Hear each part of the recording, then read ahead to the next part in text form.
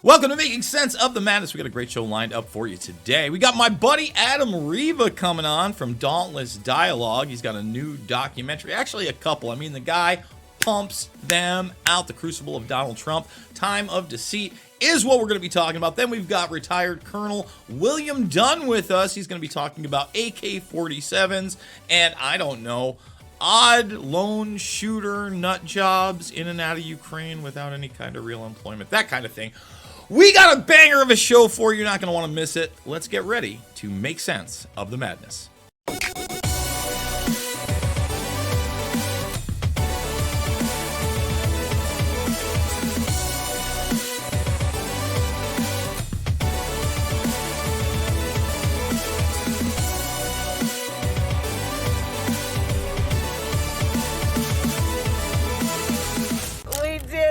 We did it, Joe. You're going to be the next president of the United States. What are these false claims of widespread election fraud doing to our country right now? If we are right about the fraud, Joe Biden can't be president. Joseph Robinette Biden Jr. and Dr. Jill Biden.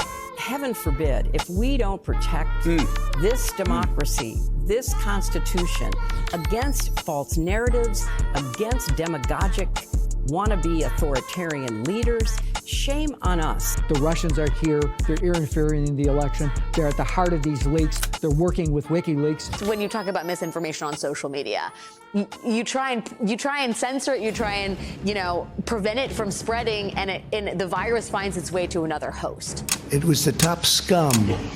And the FBI people don't like the top scum. Only president in American history to be impeached twice. Sadly, the person who's running the executive branch is a deranged, unhinged, dangerous president of the United States. They want to demolish our heritage so they can impose their new oppressive regime in its place. If you don't impeach him, he might be elected again. That's the fear. We are just in the midst of a transformation process where we move in the world from a unipolar to a multipolar world. Congressman, I've never completely understood the term deep state. President Biden, he is sharp, intensely probing, and detail-oriented and focused. I don't need you to get me elected. I need you once I'm elected. It was essentially a bloodless coup where they took over the presidency of the United States without a single shot being fired. He's going down! Stand here. We will never give up. We will never concede. It doesn't happen. You don't concede when there's death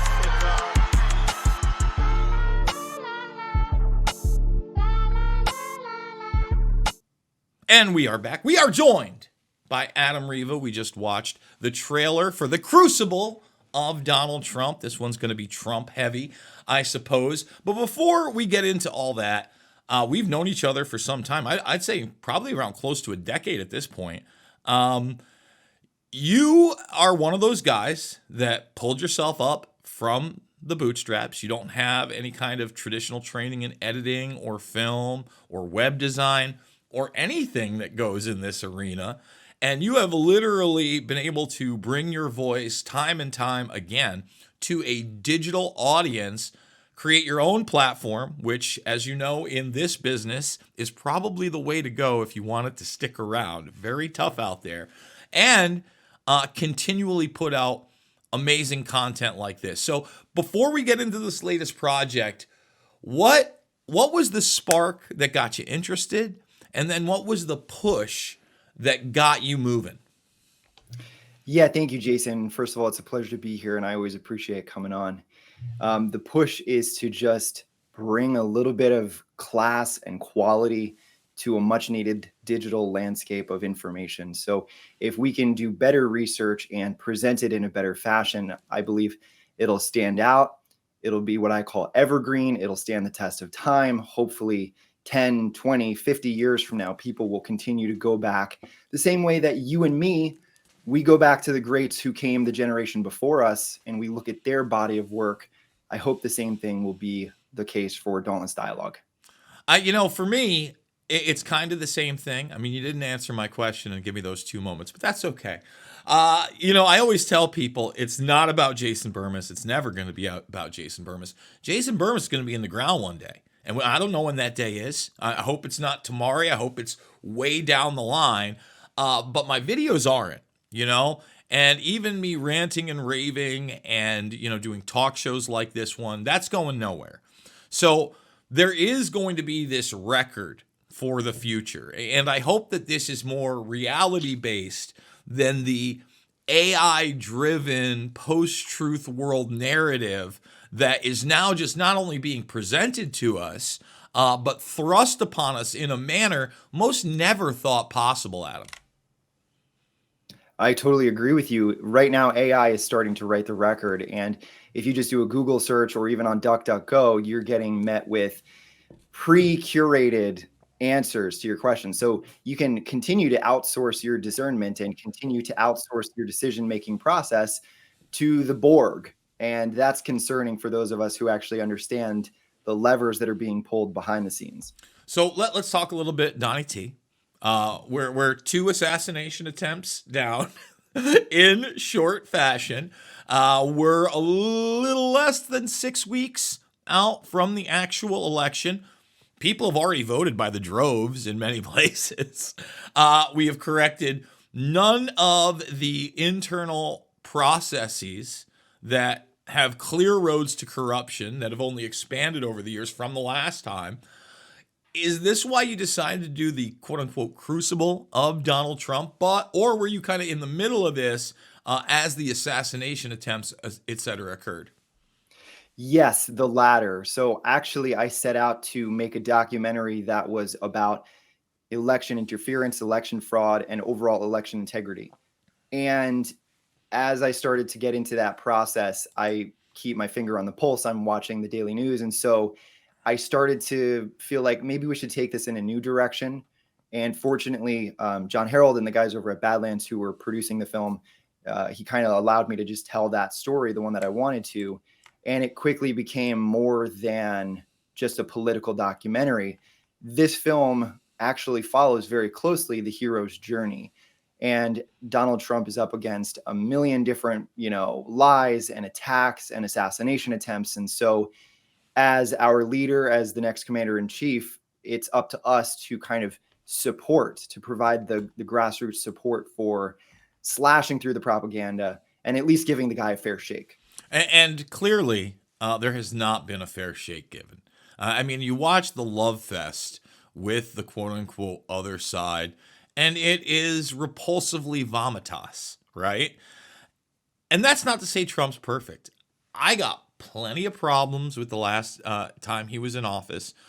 At the same time, I really, and this might be my hopium, I try not to delve into the hopium, but I'm not a black pill guy. I would love to see him do what he said he's going to do regarding to these documents, aka JFK, RFK, MLK, but especially 9/11. Now, you especially know that this is really close to my heart, but it's not about Jason Bermas, everybody. It's about the fact that the narrative that we were sold on via 9/11 is literally the launching point for our entire foreign and domestic policy that has brought us into this authoritarianism and outward corruption. Period. Full stop. If we can pierce that facade, and it even, first of all, can he get all the documents out there? Lord knows. I'm highly skeptical. But let's say we get a good amount that clearly show we were lied to on a multitude of levels, maybe even some things dabbling into Building 7. I mean, hey, I've read some of the documents that were put out there in 2018 of the Larry Silverstein cases. If the public actually even knew those were out there, that puts a giant hole in so much of that narrative as well. John O'Neill is mentioned again and again and again in these documents as security Kroll. Almost nobody went through these things, and that was a small portion. Let's say we just get the dumps those guys got, and it makes the news. That could have a huge effect. Now, I don't know if that stops the deep state. you worked on the Flynn movie. I've interviewed Flynn recently, and I think Flynn's assessment of, hey, even if you get Donald Trump in there, he goes, 4 years flies by like that. He's buying us time. There's a lot we have to do. There's no one coming in and it's poof, everything's going to be great. So what are your thoughts on all that? Because we haven't even gotten to the assassination attempts. We were just talking about being assassinated by the press time and time again. But all these things are reality. And listen, again, I think this time around, he's a little wiser to the game, but will he be as effective? No doubt. And we can have a rational discussion about the degree to which there is a white hat campaign behind the scenes in the information war.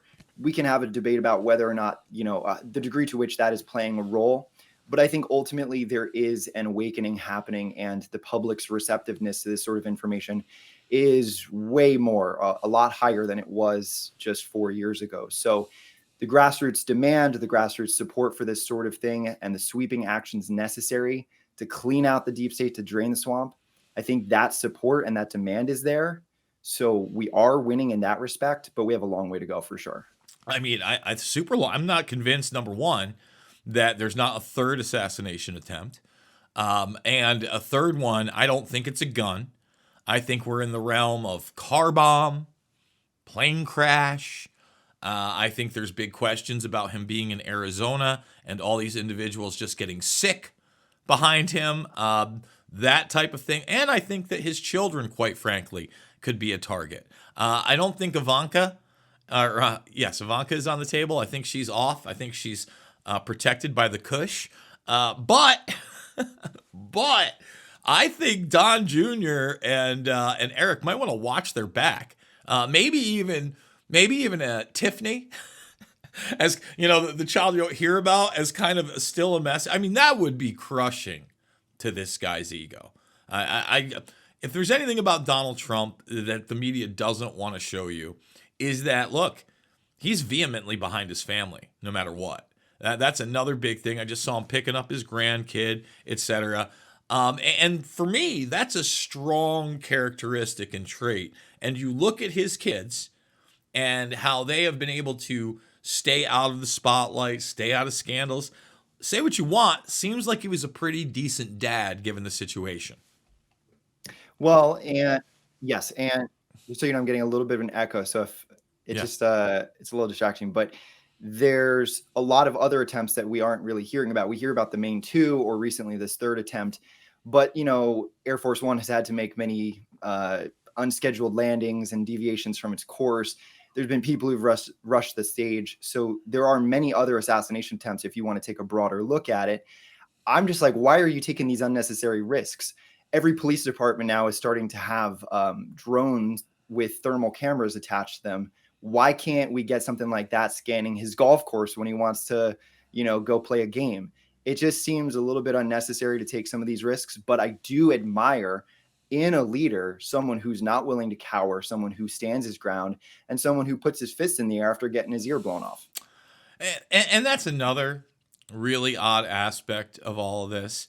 Now, there are some people that I respect tremendously, okay? I followed their work for years, and I am a question everything guy. But immediately after the first assassination attempt, there were people that felt like that could have been staged and that somehow Donald Trump staged this thing. Now, you even heard it in the mainstreams of the left. Now, let me say this. From the moment I watched it, I thought it was real. However, I always entertain everybody's idea. So what I like to do is a little thing called my own research. And I went out and I just found all the available videos surrounding the event, right?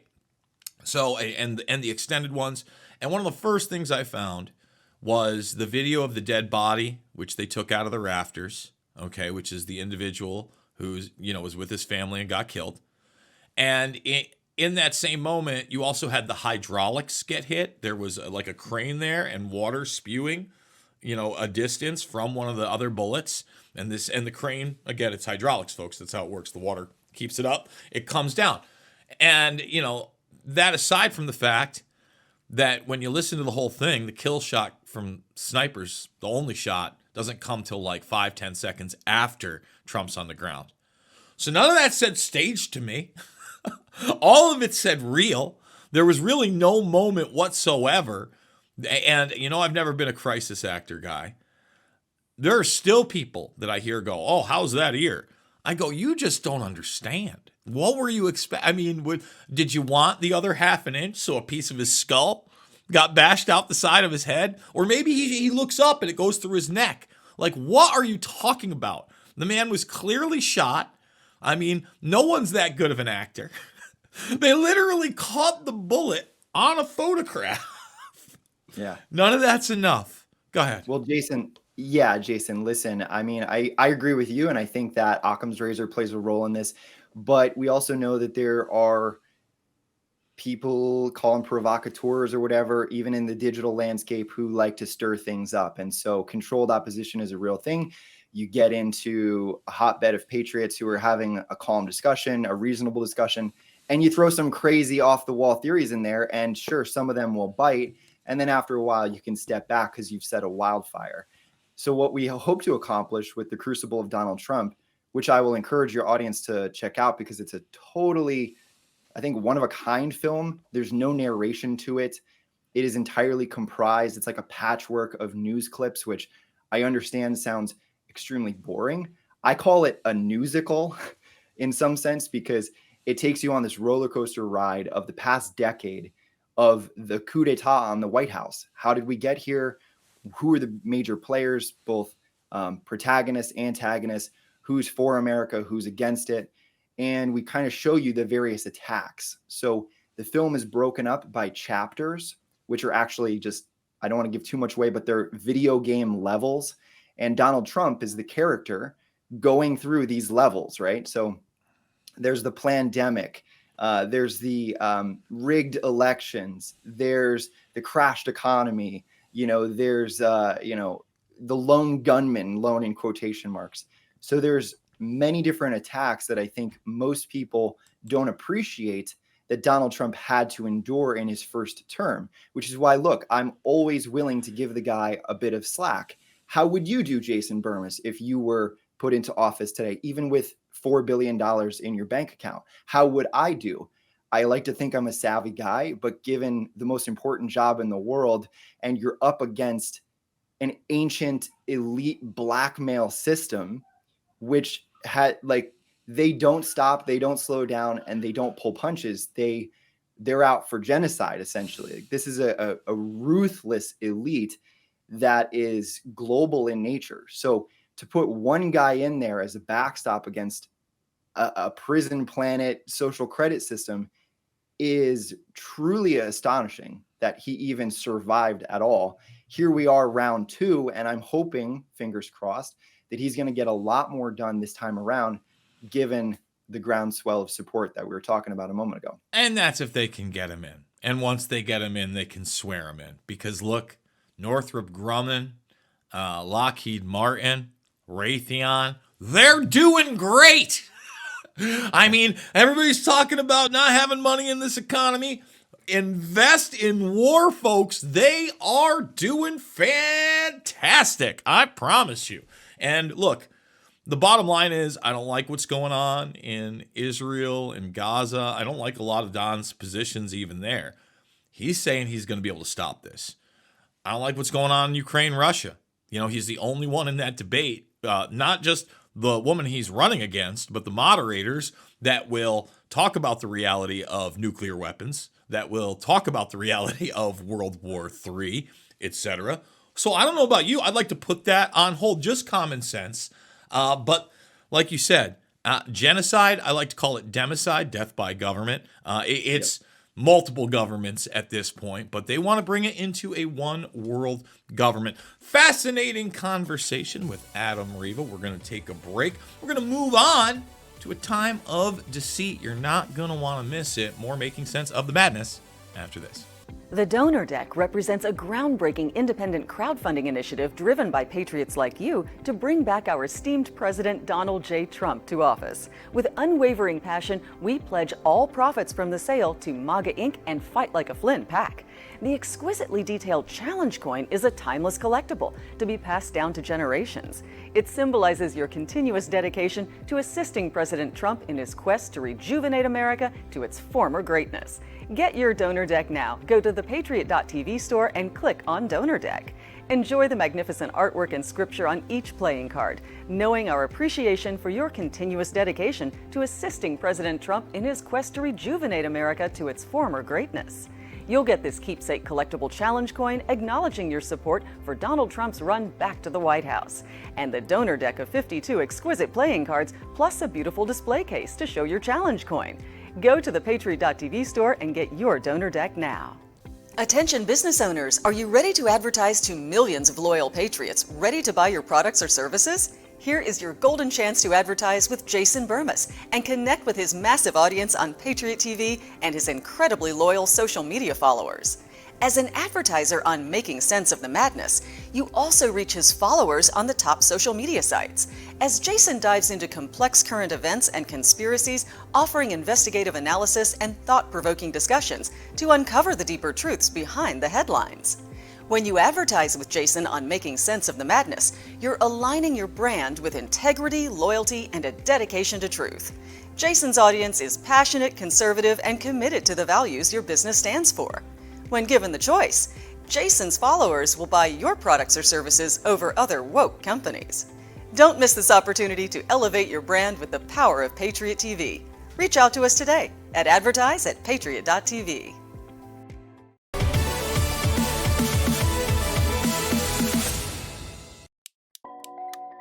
Investigating covert CIA operations, investigating the CIA in general, is now off limits to the press unless you have what Ted Turner called proof beyond a reasonable doubt, which when you're talking about covert operations, you're never going to find as a journalist. Conspiracy theorists, kooks, crackpots. You take on the intelligence community, they have 6 ways from Sunday at getting back at you. We don't engage in assassinations and kidnappings and things of that kind.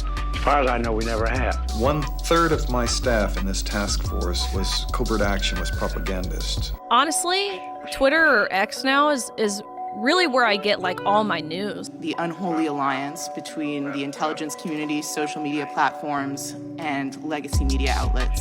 And we will have to summon the same capacity to adapt to new circumstances and to meet changing times while upholding timeless ideals.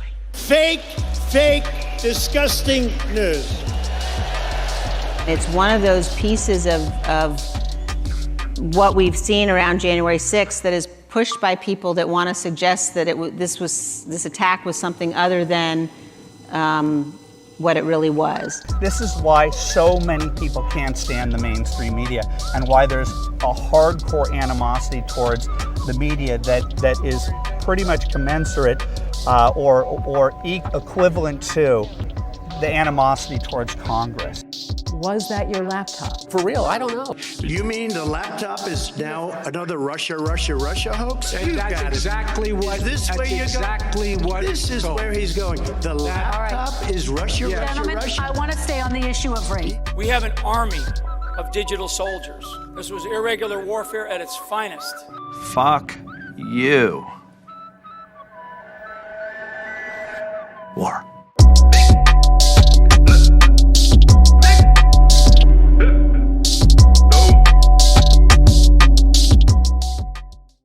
And we are back, Adam. That was the trailer for Time of Deceit.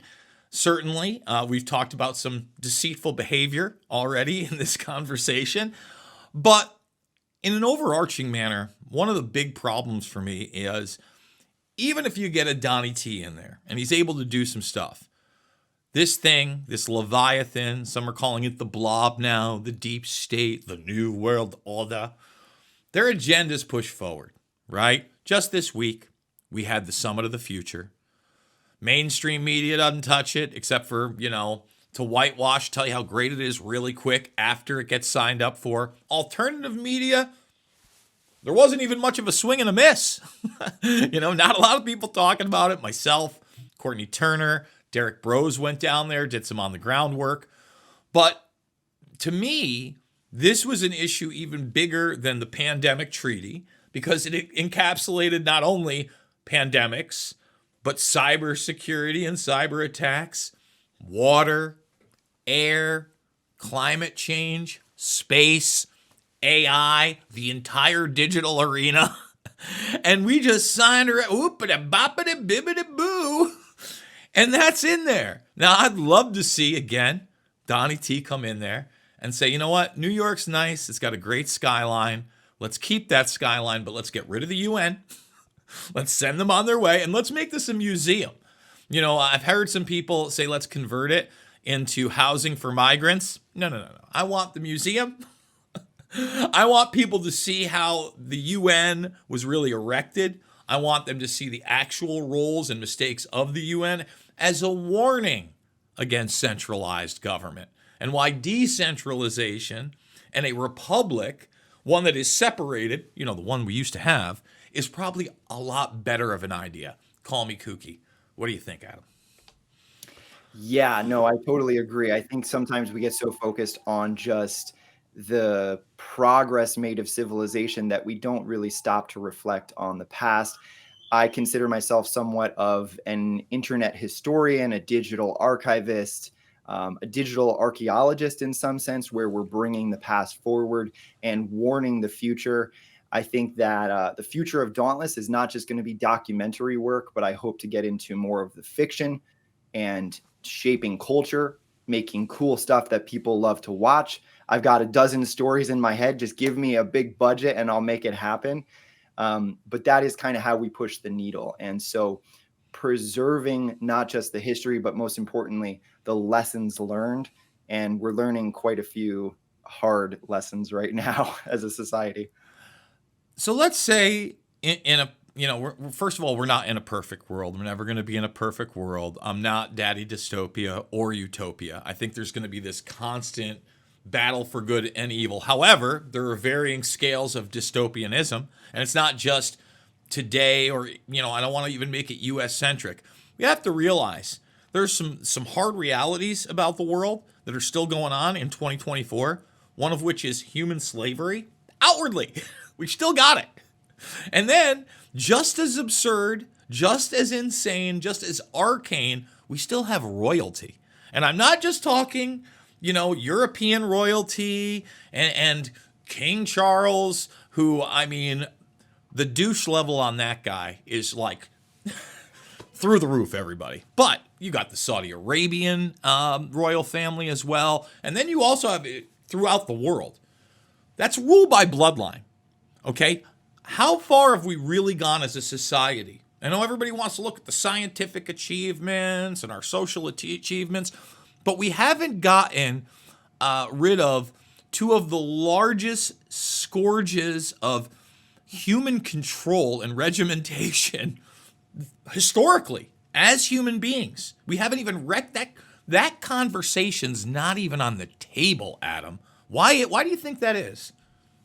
Well, I've been trying to put it on the table through everything Dauntless Dialogue does. I mean, the first presentation I ever put out on YouTube was like a 3-hour tour de force of child trafficking in every institution, and how widespread it is, how evil and malevolent it is. But I'm going to be having on my show this coming Monday, JJ Carroll and Ryan Matta.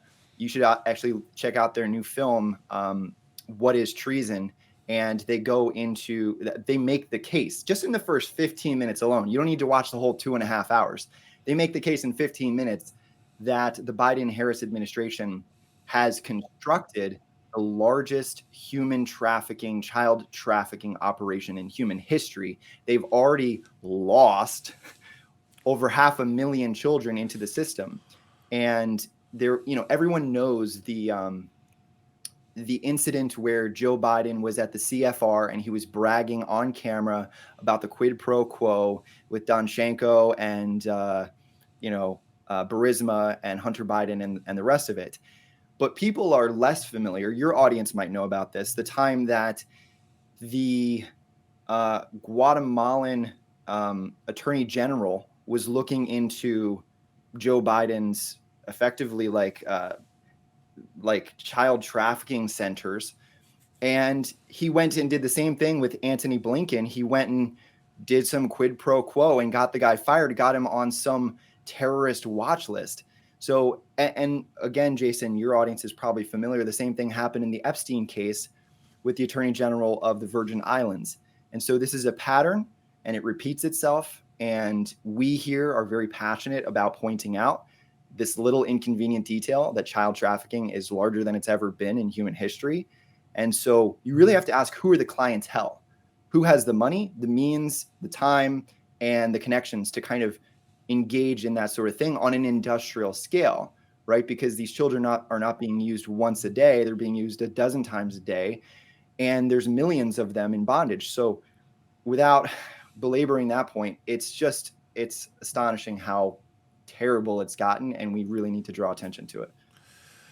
You know, God bless people like Tara Rodas and others that have, blown the whistle on this system and even tried to bring it into the halls of government, trying to go through the modus operandi, the mechanisms that were supposedly given where we are going to get accountability, due process, etc. However, we haven't had that criminal accountability on a large scale in this country for decades. I mean, period. Full stop again. And often when I have people on this show, a lot of conservative guys, a lot of old school guys, none of them really have a counterpoint to the fact that Iran-Contra is the last time that our government had any sort of accountability. Most of those people still got off with slaps on the wrist, period. And on top of that, the main guy that they put forward as the face of the operation, Oliver North, got book deals, talk show host deals, basically became a household name and a multimillionaire. That's not how you discourage that type of activity. And they all kind of nod their head. Some agree, some will expand a little bit, but no one's given me a solution other than we got to lock him up when he gets back in.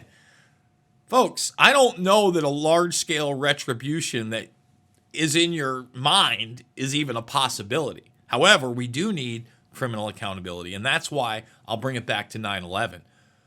That's how you do it. If you can go back those 20, 25 years, there's plenty of people still alive that are accountable, and you need to start picking them off one by one, as well as those that are outwardly acting criminally, and you can prove it now. And that's how you bring this country back. So those are my thoughts. I'd love to get your take, and then I'd love for you to close it out and let everybody know how they can see these documentary films and support your work at dauntlessdialogue.com.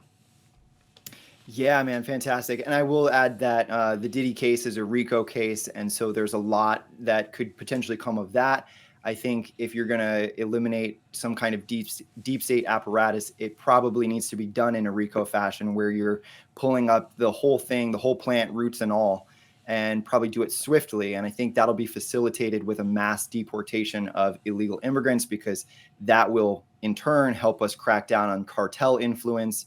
So I think there are mechanisms in place. It is a solvable situation. It really comes down to the leadership. It comes down to the decisions made and what we demand as a population.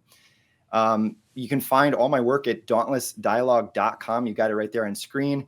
We are a streaming service. We are a for-profit enterprise. We like to create awesome documentaries and entertainment, a variety of things that people who have our kind of proclivity would enjoy, people who are researchers, people who want to know what's going on, people who don't want some diluted, Netflix version of Jimmy Savile or Jeffrey Epstein. Like, we go. Or the Menendez brothers. Huh? Right.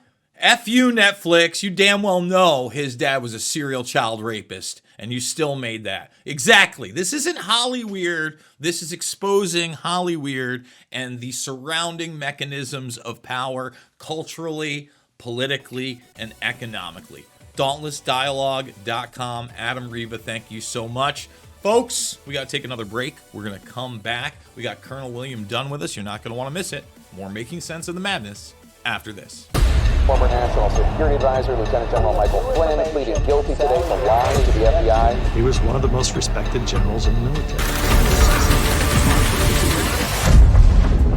Every American needs this historical DVD keepsake. Flynn delivered the truth, whatever the cost. Hand signed by General Michael Flynn. Order now at the Patriot TV store. Use promo code PTV at checkout to get special savings. The Patriot TV Store, a secure, hassle-free shopping experience. The world is about to shift. Banks are going cashless globally with the emergence of central bank digital currency, which will bring with it programmable money and the ability to turn on or off your purchasing power based on your digital social profile. It's like the equivalent of spyware in your bank account. You need to get out of the system with the world's safest and most precious assets, silver and gold. Call Kirk Elliott Precious Metals at 720-605-3900. That's 720-605-3900.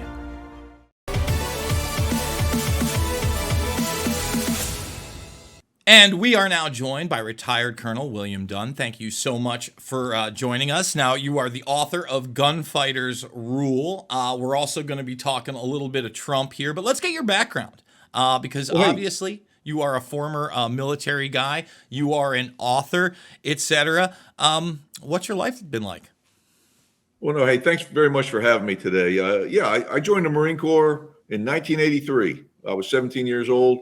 And then pretty much spent the next 3 decades, about 33 and a half years, supporting the Marine Corps and in the nation. And I loved it. It was great. I've done a whole bunch of different things in the Marine Corps. One of the greatest things I got to do was command the Gunfighters.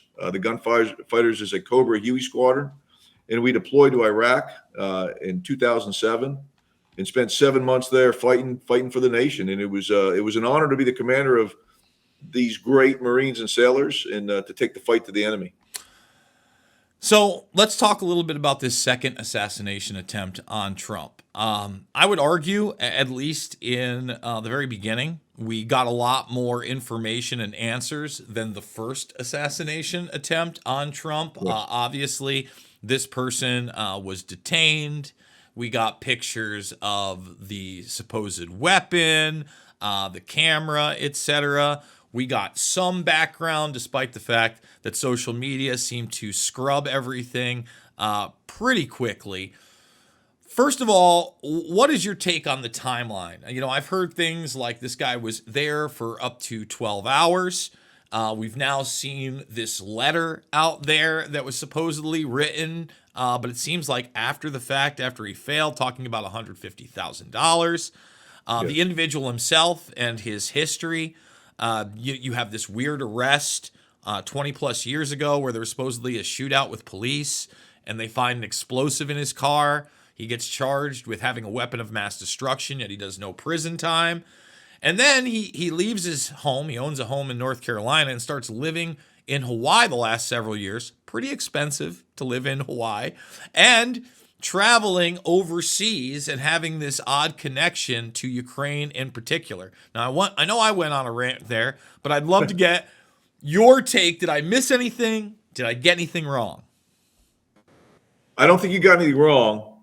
The problem is an individual camped out 12 hours where a president, former president, possibly future president is going to be, and nobody checked that area, nobody screened that area, and nobody cleared that area. That is absolute negligence in my mind. The only thing that good came out of that is the Secret Service agent, when he saw the weapon, fired at him. That was important. Had he not done that, we may have had a catastrophic result. What I think also bears on criminality is the fact that they posted that little memoir the guy put out saying that he wanted someone to carry on if he failed his mission. That should not have been put out. That I think that was done on purpose to try to trigger someone else to go take action. I was watching on the news this morning. It looks like an Iranian plot was foiled, and that another Iranian plot may be in progress right now. And in that manifesto, it talked about Iran supporting this attack. So anyone in the administration that put that out would be, in my mind, would be culpable. And they did it on purpose, I think. I don't think they mind if somebody forces Donald Trump out of this election. Well, I think it might even go beyond that. I mean, let's look at the facts that we hadn't had a successful shot off against a president or former president for 43 years prior. And now, in quick succession, we have 2 incidents, one of which not only was he fired upon, but the guy was actually shot, and the mainstream media has essentially whitewashed that. The Thomas Crooks thing has fallen out of the media. I think that's even more egregious. As you stated, the one good thing you can say about the Secret Service is that they opened fire immediately when seeing the gun barrel, an obvious correct decision. When you look at the incident in Pennsylvania, none of that. In fact, as far as I can tell, the only shot the Secret Service took was the kill shot after the fact when this guy had been incapacitated by then. It's the one that's 5 to 10 seconds after Trump is on the ground and surrounded by Secret Service. They had a hearing for that one. A woman gets to step down, act like she did nothing wrong, and collect her pension for the rest of her life. This happens next.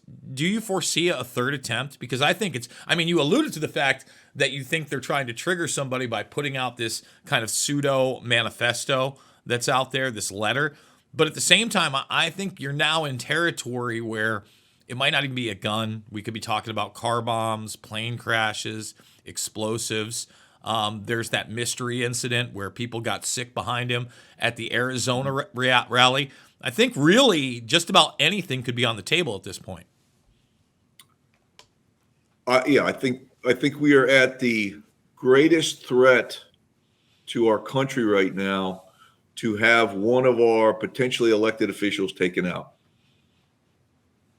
We spend a lot of effort and time as a nation protecting our elected officials, and we need to continue to do that. Imagine a scenario if this was happening to the other side, what would be taking place in the media? It would be all over the media. It would be focused on that. And I saw a thing today. I was watching, I didn't see it live. I saw it about a minute after the original shooting. I was sitting with my wife, and I said, that was a 5.56. I knew I was very certain it was an AR just by the way that he reacted to that. I've been in those situations before with those rounds and rounds similar to that being very close. But the way the president reacted, I told her, I said, that was either a 22 or a 223, which is also a 5.56, assuming it was an AR-15. That was before we could hear the sound. And then once we heard the sound, I was positive of it. The question I would ask, and nobody has asked this, the shooter that killed him, did he see him with the weapon before he fired? The rules are simple. If it's a threat, they do not, and this is the rules for any Marine out there. If someone has a weapon and they're pointing that weapon towards you, they don't even have to necessarily point it at you. If they have a weapon and the rules of engagement permit, then you can engage that target. For our presidents and our vice presidents and our elected officials, they don't have to pull the trigger. Just like they did in Florida, that's what should have happened in Pennsylvania. Now, I don't know if that individual saw him first, but it seems, I'm not a conspiracy theorist, but it seems they allowed those rounds to get fired before they took action. Well, and I'm not convinced they had to fire that last shot. I mean, it seems to me local law enforcement, seems like 2 volleys. It seems like the initial shots at Trump, then some kind of return fire. From what I understand in that congressional report that came out, they say that they had shot him. He no longer had the gun in his hand.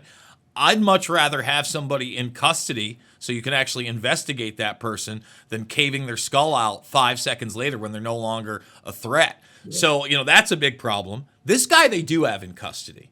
Now, we haven't heard anything on his behalf other than this letter. We do know about the weapon.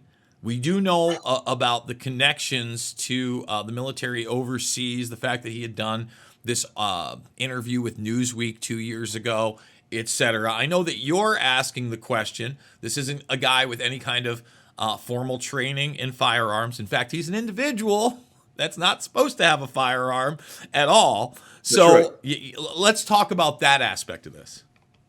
You hear a lot about the Second Amendment and taking weapons away, gun control, getting rid of AR-15s off the street. The Second Amendment was designed for the right for all Americans to possess weapons, and that shall not be infringed. If we just followed our laws that we already have and enact them, this guy should have never had a weapon. It is very irritating to think a guy had a illegal, fully automatic weapon, didn't go to jail, somehow was able to get an SKS, Either he had it before, or he purchased it after, or he illegally purchased it, but somehow he had it. He's putting stuff online that should have been picked up by our systems, and yet he was allowed to go free. The concern I have is both these idiots that have attacked our president had no training. Where we get concerned is somebody with training. And that's why we need to push that protective barrier out to, 500-600 meters. The Pennsylvania shooter, that was a grace of God miss. Because anyone that I know that have been in the military with can make that shot without a scope all day long, every day. And we train to it. That individual, thankfully, did not have any training or not enough training, and he missed because the president moved his head. The guy in Florida, very likely, I have an SKS. It's a very simple weapon. You aim it. I know he had a scope on his. You don't even need a scope for that range. If he had gotten within a couple hundred meters, I guess he was between 3 and 5. 500 meters would have been a long shot, and he probably wouldn't have hit him. 300 meters, pretty easily to hit him even without a scope. Those weapons are designed to be durable, to fire, to be wet, muddy, rusty, and still fire. And they're also designed that you don't need any training on them. They're not sophisticated. You just picked it up. I took mine out of the box, and I was deadly accurate at 100 meters without making one adjustment to the weapon. That's how simple these guns are. So if we follow our laws that we have, and when somebody breaks the law with a weapon, you take their weapons away, then it makes the rest of us safe. But the thought that people will come to your house and take your weapon or mandatory buy back your weapon, that goes against our Constitution, and every American should fight for that, regardless if you're a Republican or Democrat or independent. You should be fighting for your rights and fighting for the Constitution. Well, I totally agree with you. Firstly, I've been politically homeless for 2+ decades. I frankly hate them all. There is a handful of people out there that are in any, semblance of reality. I've constantly got to now hear one party. The Democratic Party at least used to be free speech, anti-war. They're totally inverted on that in the mainstream at this point. And the Republican Party is not much better than them. There's, again, a handful of people out there. There's the Thomas Masseys of the world, the Rand Pauls of the world, and maybe a handful of others that speak any type of truth. You've got... I can't remember what his name is right now off the bat, but he's the one leading the congressional investigation. He's being, Ron Johnson, stonewalled. Yeah. Then you have, DeSantis, imperfect, but he wanted to do a statewide investigation into this Florida incident. He's being stonewalled, etc.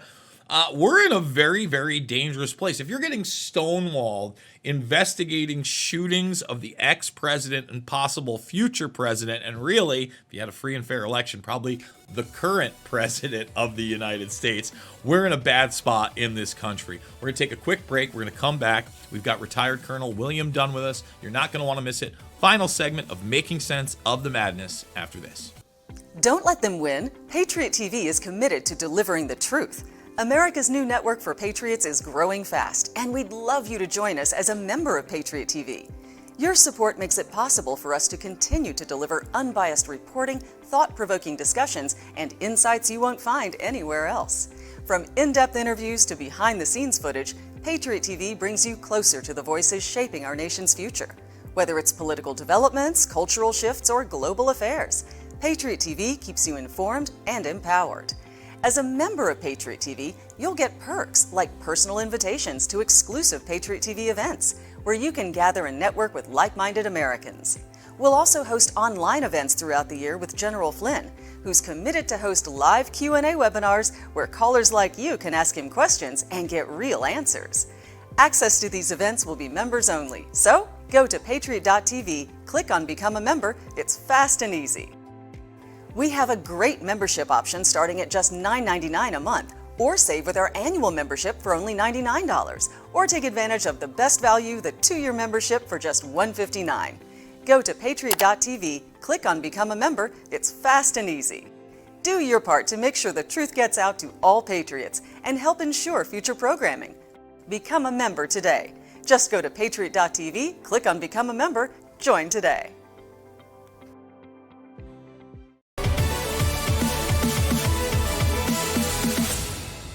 And we are back. And, we talked about security.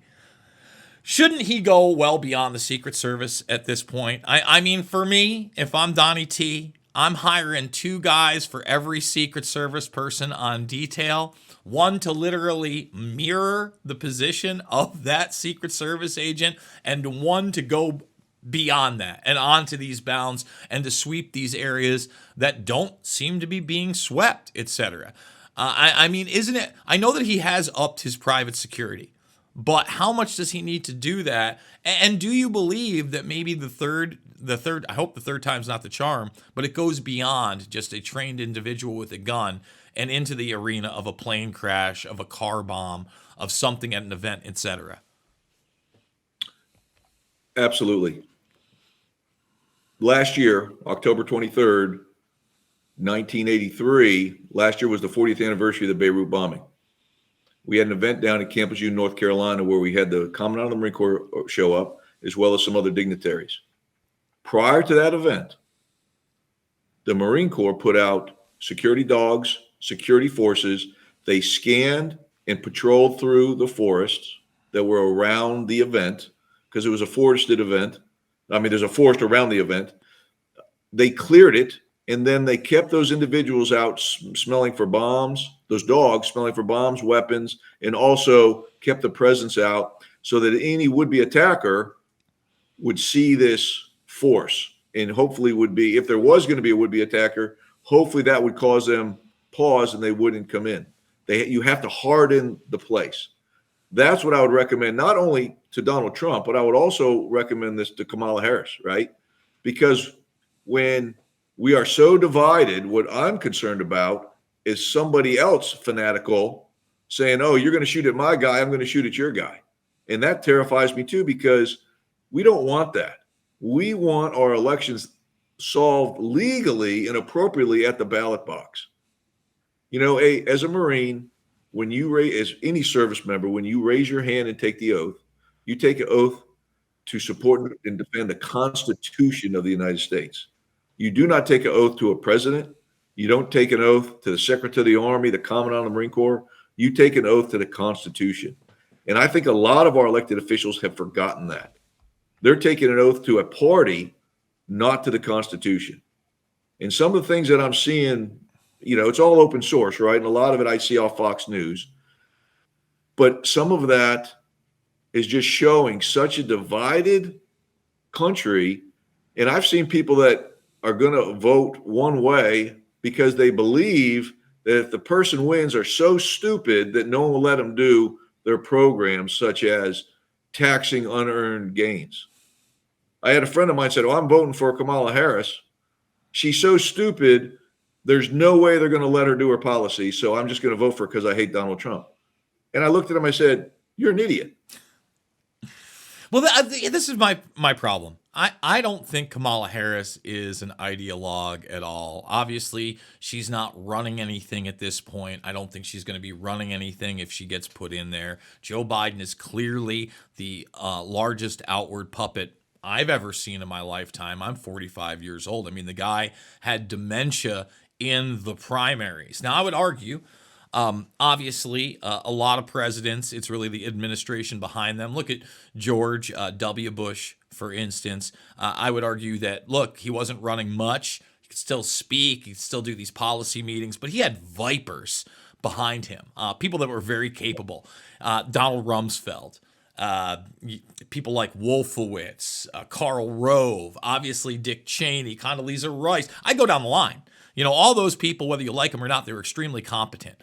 I look at this administration, not so much. Blinken, he's got those eyes. I mean, he's definitely in charge of a lot. I look at somebody like John Kerry, who they brought in, clearly running more foreign policy than either Kamala Harris or Joe Biden for that administration. And, Vivek Ramaswamy did a video on this a couple days ago. He goes, look, the thing that scares me most about her is that she's not an ideologue. You know, like Bernie Sanders, that's an ideologue. I can disagree with his policies, but he believes what he says. This woman is going to say or do whatever she is told. She is extremely malleable. The only thing she knows how to do is really repeat talking points. I think that's why she was more effective at the debate than people thought she would be. Clearly, it looks like she had the questions to answer. And clearly, it sounds like a lot of those things were rehearsed, because whenever you put her on the spot in a live interaction, she does not fare anywhere near as well. So what does happen if we don't have a free and fair election? Because, you know, you also alluded to the fact you don't want to see anybody get shot. Neither do I. If we have anything like that on any level, all you have is more of an excuse for authoritarianism, possible martial law, and then pushing us further away from that constitutional republic, of which I don't know how much of accountability we've had on an executive level for some time. I mean, to me, Iran-Contra is really the last time we saw any of it. Lots of slaps on the wrist, the face of that Ollie North. He gets book deals and TV shows and becomes a millionaire. Not really how to discourage that type of behavior. You know what I mean? So we got a couple minutes left. Again, I know I go on these rants, but what do we do if we get this guy in? If he is able to get past November, sworn in January, how do you fast track bringing back the constitutional republic? Well, the first thing we have to do is protect him. Period. And if he doesn't win and Harris wins, she needs to be protected too. That bottom line. We don't want that to happen in our country. But what we have to do is we have to focus on the Constitution. We have to, you know, we cannot have open borders. How many terrorists have come in this country? I believe we will have a terrorist attack on our country somewhere right before or right after the election. I hope not, but I'm terrified of it. We have had so many people come in. Look what Israel just did with the supply chain. Now imagine somebody comes into our country that has small weapons, small bombs, walks into a mall, walks into a football game, a high school football game where there's low security, and kills people. I'm terrified that's going to happen to our country. But we have got to get back to the normalcy of when one side wins, everybody's supposed to support them. We can't do that now. I literally have no idea who our president is right now. Who is running our country? Brother, you're not the only one. We have run out of time. Gunfighters Rule is the book. That's how you support our guest, former Colonel William Dunn. Thank you so much, and thank you guys for watching this show. You know the drill with me. It is not about left or right. It is always about right and wrong. I absolutely love you guys, and we will see you on the flip side.